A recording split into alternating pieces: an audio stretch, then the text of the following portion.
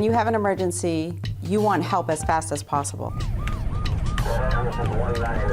You can use Smart 911 to provide important information such as medication, health history, and other information needed during an emergency. That way, first responders have the information as soon as you call. Has she ever had a heart attack or angina? Create a Smart 911 profile so that we can help you better during an emergency.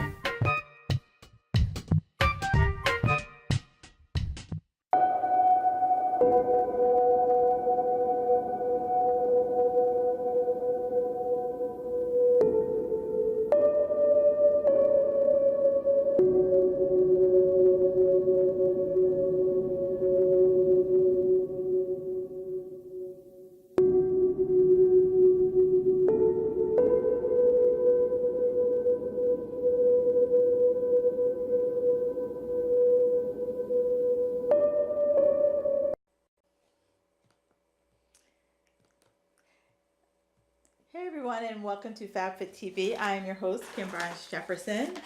This is a show that helps women over 40 to have the courage to break free of the diet mindset so they can live a life of balance, peace, and harmony when it comes to diet and exercise. So, right now everyone's talking, it's November 13th. Yeah, it's November 13th. Everyone's talking holidays. Everyone's talking about how to survive, blah, blah, blah, blah. This is what I want you to know, is that why do we put so much pressure on ourselves during this time of year?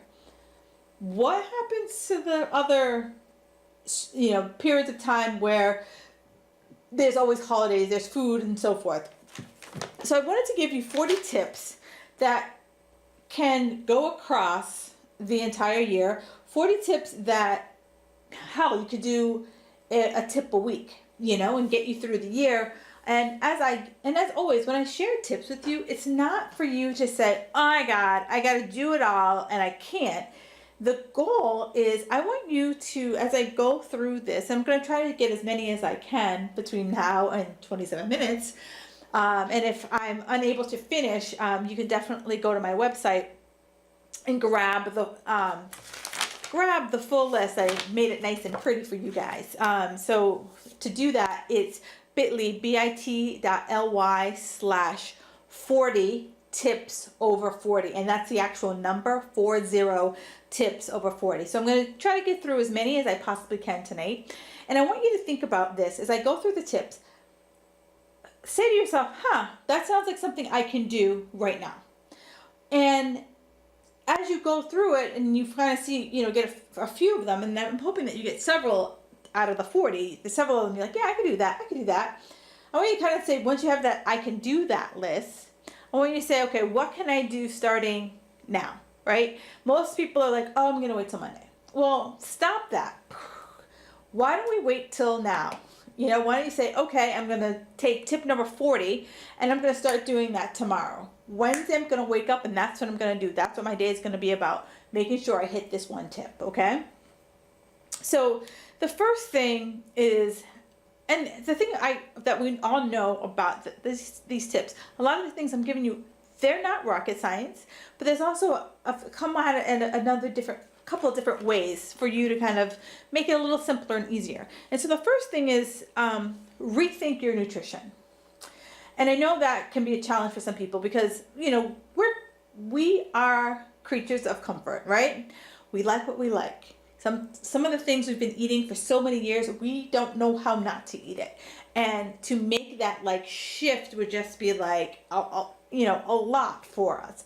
And I get it. There's a lot of my clients that, when we hit a certain age, that your body just starts to reject, or maybe your body's been rejecting it for a really long time and you just didn't know that your body was rejecting it. You just thought that everyone gets bloated after they have dairy, or everyone gets bloated after they have nightshade vegetables, right? So I always challenge my clients to, let's get some experimentation, let's get some variety into your food, because then you'll be able to know when you have those food sensitivities without having to spend goo gobs of money on those tests.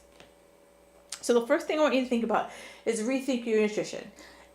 And I challenge you to, this time of year I know it's a little more challenging because, not as many fruits and vegetables are coming in season.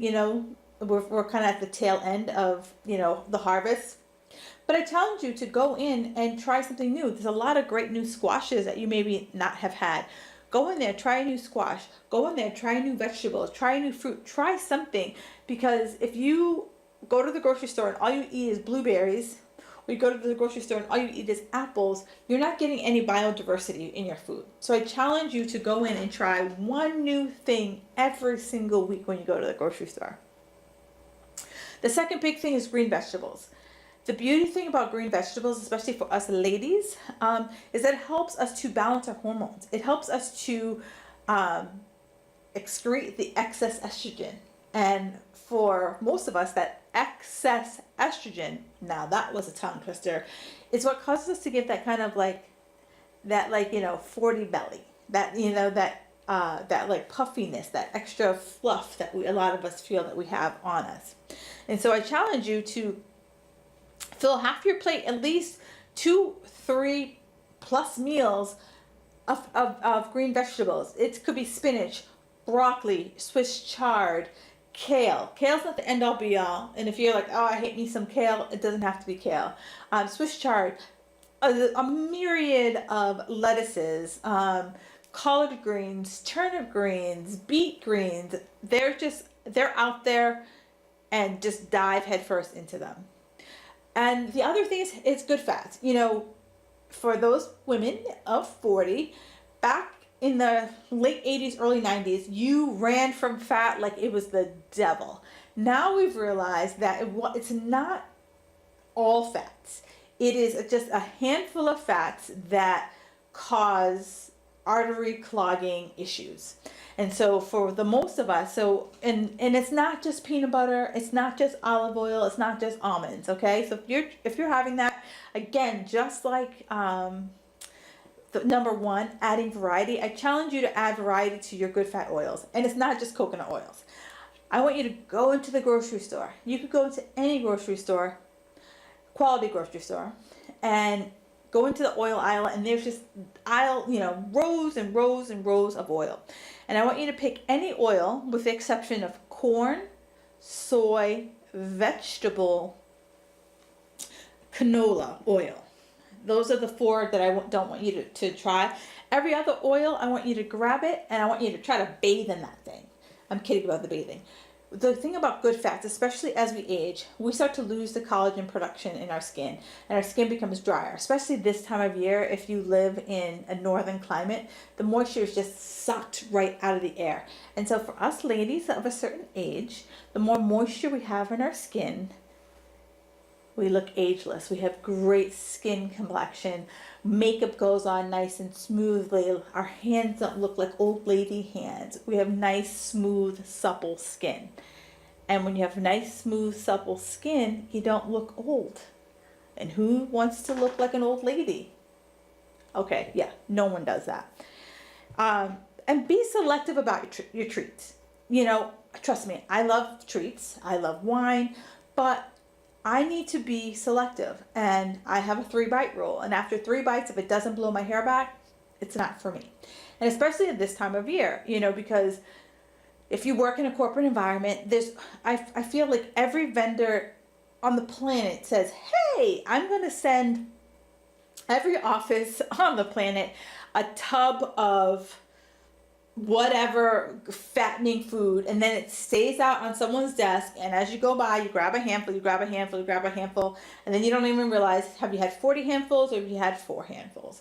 So I want you to just be selective. I want you to be mindful of what you're eating with your treats, and schedule them out. Let's be honest, most of us already know what our weeks look like. Most of us know primarily what our months look like. And so I want you to say, that Thanksgiving is coming. So you're like, what?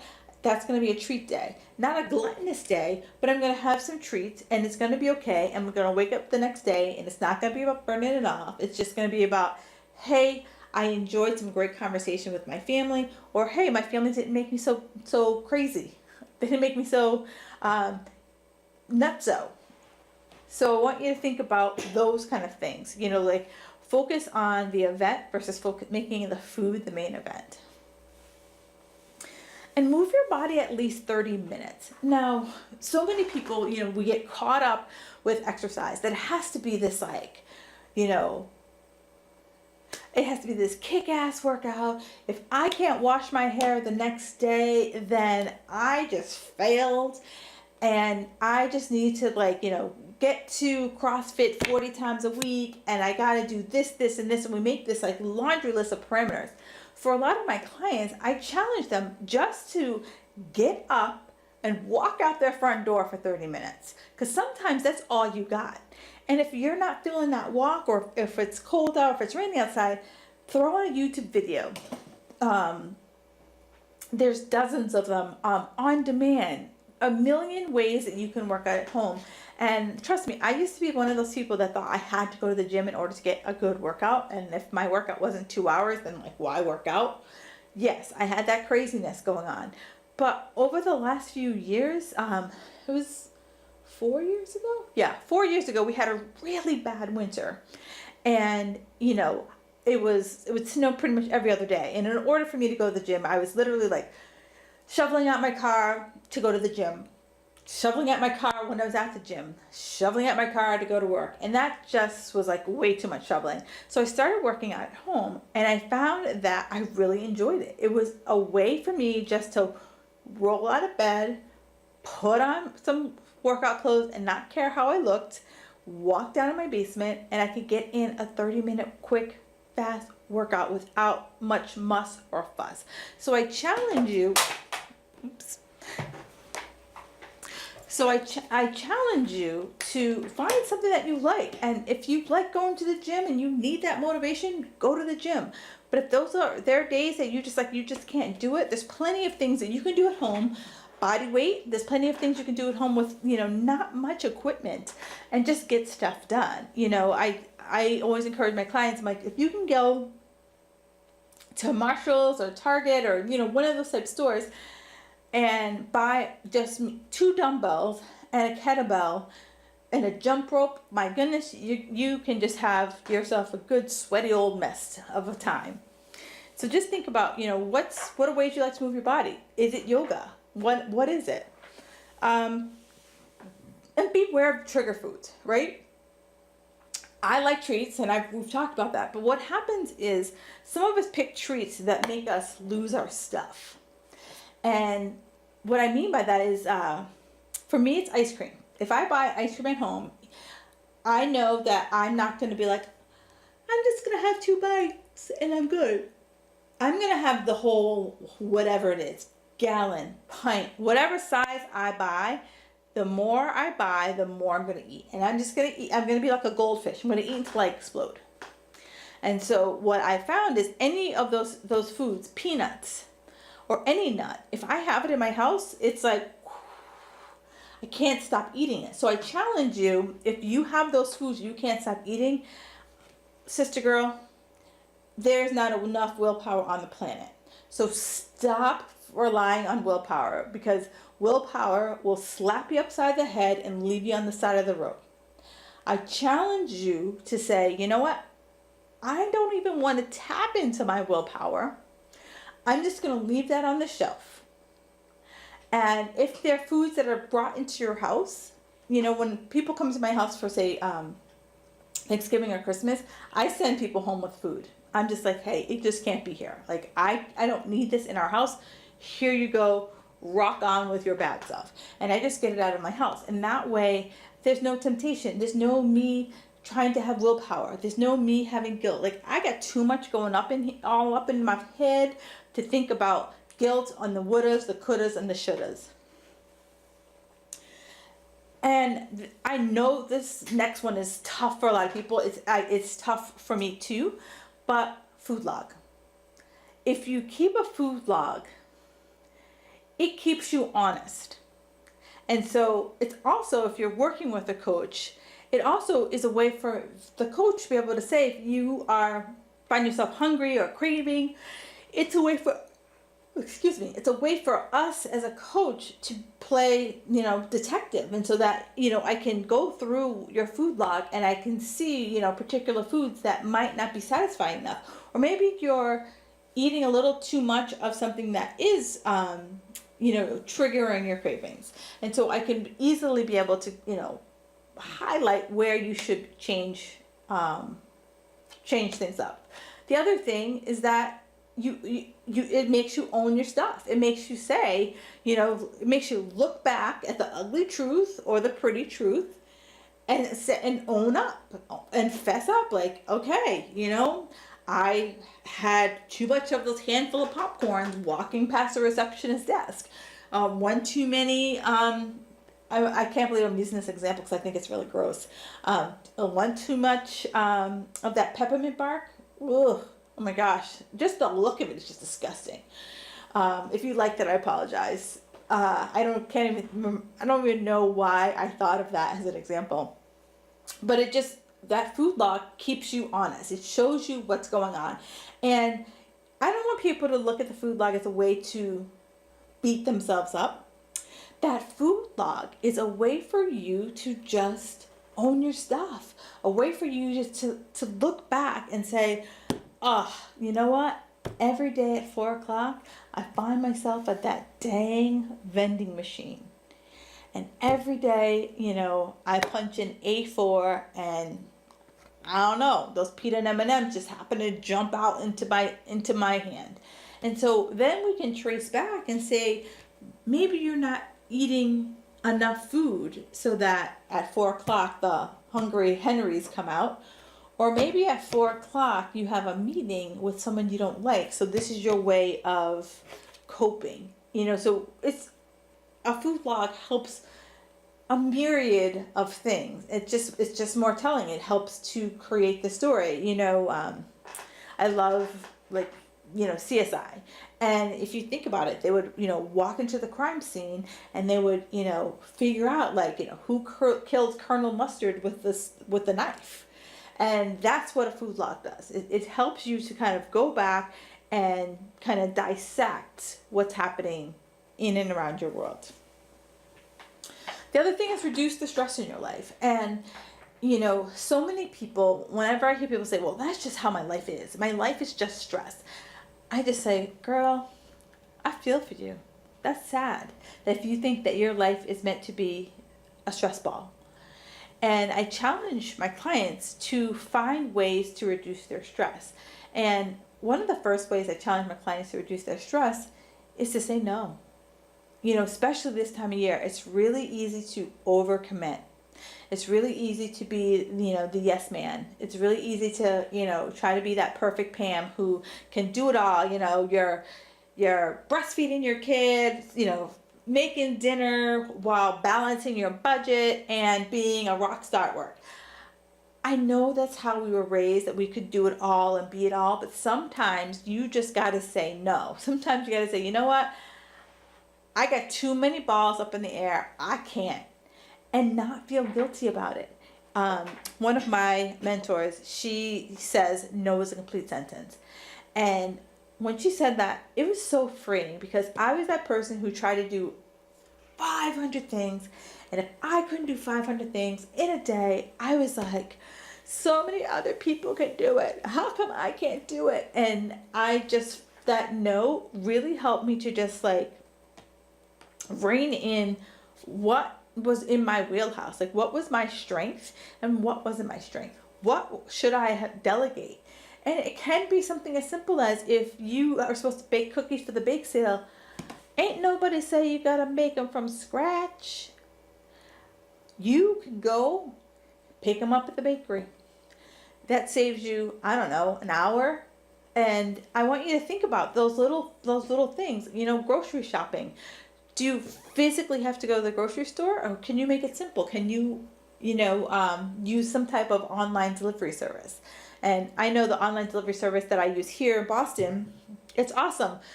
I can schedule it for when I want them to show up, and they show up at my house, bring it up the stairs into my kitchen. The only thing they don't do is put away the groceries. And if they did that, yeah. I would probably have them move in and see if they would cook for me. And add walks into your life. And not just like, not power walking. These are just nice, long, leisurely walks. Nice, long, leisurely walks help to bring our sympathetic nervous system online. It helps to tell our body that it's okay to chill out. And despite as much evolution as we have in us, our bodies, certain systems in our body still, especially that like fight or flight response, still think that we're living in the caves, and that the stress of getting a unexpected car bill, or the stress of your boss dumping work on you, our body goes into that fight or flight. And when you go into walks of nature, it tells your body that, like, hey, we can chill out. We don't need to be, waiting for that saber-toothed tiger. We're not going to be sprinting to save our lives. And let's just deep breath. Let it in, let it out. We all, if you've heard all the commercials, we need to increase our fiber. One, we should regularly, and this is probably something that people don't openly talk about, but we're going there. You should regularly go to the bathroom. And when I say go to the bathroom, I'm talking poop. Yep. You should at least once a day. And if you're not, then I want you to check two things. One, the amount of water that you're drinking, because if you're constipated, if you're dehydrated, you're 90% likely to be constipated. And when you're constipated, it's like cement. It ain't coming out. So I challenge you that if you're constipated, to 1, increase your water, and 2, increase the amount of fiber that you have. And I would like you to do it through dietary fiber, not going to the grocery store and buying those off-the-shelf products. Those off-the-shelf products have a place and a time, but I challenge you not to use them on a regular basis in order to make you go. If you're not going on a regular basis, there is some type of digestive issue that's happening, and I challenge you to start to get to the root cause of that digestive issue. The reason why I talk about the root cause of your digestive issue is that so many of our hormones, our immune system, are all made in our guts. And when we don't explore our gut health, it is just like a domino of, kind of like, what's that movie, that song, the knee bone's connected to the shin bone's connected to the hip bone. It's totally that. So if we don't have good gut health and we're not expelling the waste, that's how we get rid of a lot of the excess hormones in our body. That's how we get rid of our excess dead cells. So we have a lot of waste product floating around. And when we have a lot of excess waste product floating around, we get inflammation. And that inflammation makes us look puffy. And we all know that puffiness is not a good thing. So I got one more for you. And again, I put all of the rest of the tips on my website just to make it easier for you guys. You can go to bit.ly, bit.ly/40 tips over 40. And that's the actual number, 40 tips over 40. And the last one is HIIT exercise. So many, we were raised in the aerobics age where you went and you went as hard as you could for 60 plus minutes, or you went out for a run, or you hopped on the elliptical for 40 plus minutes. I challenge you to do shorter, intense duration of exercise, so that you're pushing hard for maybe 1 to 2 minutes and catching your breath, pushing hard 1 to 2 minutes, catching your breath, pushing hard 1 to 2 minutes, catching your breath. That has been found to be the most effective exercise for us ladies. That can be done on any piece of cardio equipment. That can be done with kettlebells. That can be done with battle ropes. You can do a variety of great metabolic HIIT exercises without a lot of equipment. So I have way more to tell you, but we are coming to the end of our show, and I just want to make sure that I close this out for you. I know that a lot of you hear that when you hit a certain age and your body just basically gives you the finger, that it's just, you're supposed to settle. Well, I'm not a girl who settles. And I had that very same thing happen to me. My doctor told me that, that's just how it is, and I should, eat less carbs. Well, that's a piece of the puzzle, but there's more to it when you hit 40, that there are some tweaks, there are some changes that need to be made, but they don't need to be drastic changes. It requires you to be a little bit more mindful in your food choices, a little bit more mindful in your workouts. The first two big things I challenge everyone is sleep and stress. I have 4 other principles in my reality diet method that I work my clients through, and it is a flip on how to get the best results and make it a lifestyle. I am not one of those people who are like an don't eat that, eat this kind of person. I spent a lot of years doing that, and that's painful. And so if you want to talk more about how do you create your own diet reality, do me a favor, hit me up on my website, fabfitsquad.com. You could also find me on social media. On Facebook, I'm Kim Jefferson Coach. And on Instagram, I am Kim Jefferson Coach. Or you can find me in my Facebook group, which is Reality Diet. And that's all one word.